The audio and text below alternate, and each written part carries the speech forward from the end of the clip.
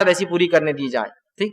بہرحال پانچویں چیز جو گناہ ہے جس کو ہم نے معمولی سمجھ لیا، جو پانچویں کیٹیگری آج کی میری، وہ میاں بیوی کے تعلقات کے بارے میں، کہ میاں بیوی کے تعلقات میں کچھ ایسے اعمال ہیں جن اعمال کو ہم معمولی سمجھتے ہیں، جو سنگین شریعت میں جرم ہے.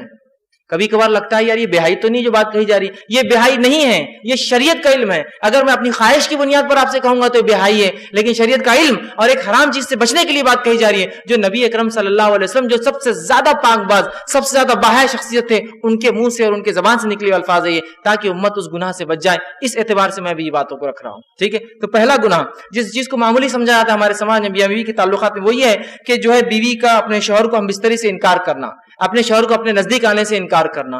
نبی اکرم صلی اللہ علیہ وسلم نے جامع صغیر کے اندر یہ روایت آتی ہے، آپ نے فرمایا جب شوہر اپنے بیوی کو بلائے، ہم بستری کے لیے بلائے، تو عورت پر واجب ہے کہ وہ فوراً اس کی بات مان لے، سوائے شرعی عذر کے وہ انکار کر سکتی. شرعی عذر، ایسی کوئی مجبوریاں جس کی وجہ سے مجبوری الگ بات ہے، لیکن شرعی عذر نہیں ہے تو آپ فرماتے ہیں وہ خاوند کی فوراً خاوند کے جو ہے بات کو مان لے، خواہ وہ اونٹ کے کجاوے پر کیوں نہ بلا رہا ہو، بیٹھا ہوا ہو. اونٹ کا کجاوا مطلب اس کی زین جس پہ بیٹھتا ہے انسان، اس پہ بھی بلا رہا ہو تو اس کو جانا پڑے گا، اس کو انکار نہیں کر سکتی ہے وہ. اس معاملے کو خواتین جو بیویاں ہیں جو اپنے شوہر کا حق دینا چاہتی اس بات کو یہ مد نظر رکھے، اس لیے کہ جب اس معاملے میں رسول اللہ فرما رہے کوتاہی ہوتی ہے نا، شریعت نے کیوں اہمیت دی اس بات کو، اس میں کوتاہی ہوتی ہے تو انسان پھر دوسری جگہ خواہشات پوری کرنے کی کوشش کرتا ہے، پھر وہ برداشت نہیں ہوتا ہے عورت کو، یا پھر وہ سوچتا ہے کہ یہ بیوی تو میری راضی نہیں ہوتی، اس کی اپنی مرضی ہوتی ہے. اس معاملے غیر شرعی بنیادوں پر انکار کرنا، یوں ہی انکار کرنا یا اپنی ضد پر اڑ جانا، یہ بہت سنگین جرم ہے. دوسری روایت میں آپ صلی اللہ علیہ وسلم صحیح بخاری کی روایت آپ نے فرمایا جب شوہر اپنی بیوی کو ہم بستری کے لیے بلائے اور بیوی انکار کر دے اور شوہر اپنی بیوی سے ناراضگی کی حالت میں سو جائے تو ساری رات، اور اگر وہ سوتا رہے ساری رات اگر ناراض رہے تو اس عورت پر صبح تک کے لیے فرشتے لعنت بھیجتے رہتے ہیں، فرشتے بددعائیں بھیجتے رہتے ہیں جو عورت اس طرح سے کرے. ٹھیک. دوسری چیز جو میاں بیوی کے تعلقات میں جس گناہ کو معمولی سمجھ لیا گیا ہے جبکہ شریعت میں اتنا سخت گناہ ہے، وہ یہ ہے عورت کا بنا کسی شرعی عذر کے اپنے خاوند شوہر سے طلاق کو ڈیمانڈ کرنا کہ بھائی مجھے طلاق دے دو، مجھے چھوڑ دو، مجھے چھوڑ دو، بنا کسی شرعی عذر کے. شرعی عذر ہو سکتے ہیں لیکن بنا شرعی عذر کے ڈیمانڈ کرنا یہ سخت گناہ ہے. صحیح جامع صغیر کی روایت ہے، آپ صلی اللہ علیہ وسلم فرمائے بغیر عذر کے خلا لینے والیاں اور اپنے شوہر سے چھٹکارا حاصل کرنے والیاں، گھر اجاڑنے والیاں، یہ اس امت کی منافق ہے. ٹھیک ہے. دوسری روایت نے فرمایا اور کہا جس عورت نے بغیر کسی سبب کے جو ہے اپنے خاوند سے طلاق طلب کی اس پر جہنم واجب اور یہ جنت کی خوشبو نہیں سونگیں گی. بنا شرعی عذر کے، بس چھوٹی موٹی باتیں پسند نہیں آ رہا، اس کی انکم بہت کم اور چھوڑ رہی ہے، یہ شرعی عذر نہیں ہے. ہماری بہنوں کو چاہیے کہ اس بات کو بہت سنگینی سے لے. والدین کو چاہیے اپنے بچیوں کو سمجھائے کہ چھوٹی موٹی باتوں پر جو اپنے بیٹیوں کو نہ بٹھا لے. ڈیمانڈ کر رہے ہیں آپ، کتنی بری بات ہے، طلاق شوہر کا حق ہے اور آپ بیٹی ڈیمانڈ کرتی ہے، شرعی عذر بھی نہیں ہے اس کے پیچھے. تو یہ بڑی اہم چیز ہے، یاد رکھیں، اس بات کو سمجھنی ضروری.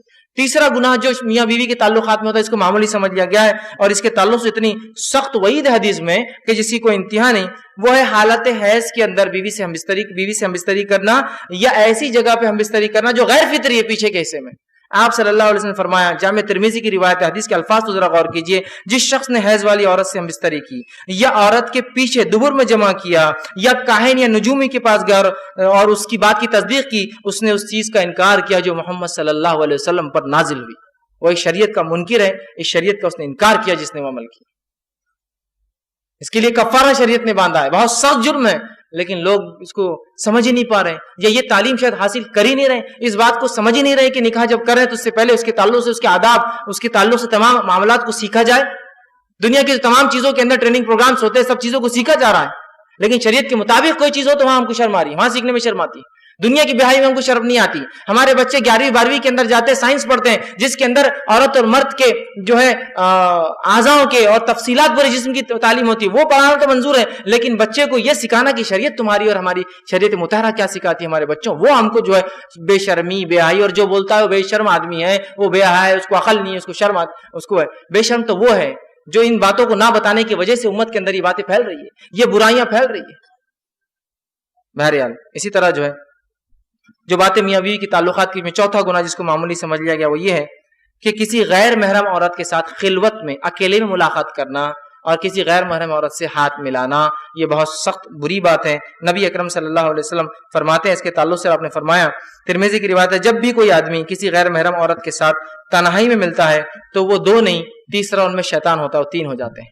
और मेरी बात याद रखिए, जब भी बारूद और आग, चाहे कितने भी अच्छे दोस्त हो, बारूद और आग मिलते हैं, धमाका होना ही है, चाहे कितने अच्छे दोस्त हो। आग भी बोल रही मैं अच्छी दोस्त हूं तुम्हारी, बारूद बोल रहा बहुत अच्छा दोस्त हूं, लेकिन जब मिलेंगे तो सिवाय धमाके के कुछ नहीं हो सकता। इंटेंसिटी ज्यादा कम होंगी लेकिन धमाका जरूर होगा। तो मर्द और औरत जब गैर महरम मिलते हैं, ये बारूद और आग है, ये कभी भी कितनी अच्छी नीयत से मिले, ये धमाका होना ही, ये कभी साथ नहीं रह सकते हैं। ठीक, इसी तरह आप सल्लल्लाहु अलैहि वसल्लम ने फरमाया और कहा, औरत से हाथ मिलाना तो बहुत दूर की बात है, औरत का ताल्लुक से धक्का लगना क्या है, उसके बारे में क्या, तो हाथ मिलाना बोले तो पकड़ना हो जाता है, इसी धक्के के ताल्लुक से आप फरमाते हैं। और आपने फरमाया, सही जो है जामे सगीर की रिवायत है, तुम में से किसी शख्स के लिए एक कील लेकर अपने सर में मार लेना, ठोक लेना, और जाहिर सी बात सर में कीला ठोकेंगे तो क्या होगा, समझ रहे ना आप, सर में कील लेकर ठोक लेना ज्यादा बेहतर है इससे कि किसी गैर महरम को छुए, धक्का लगाए।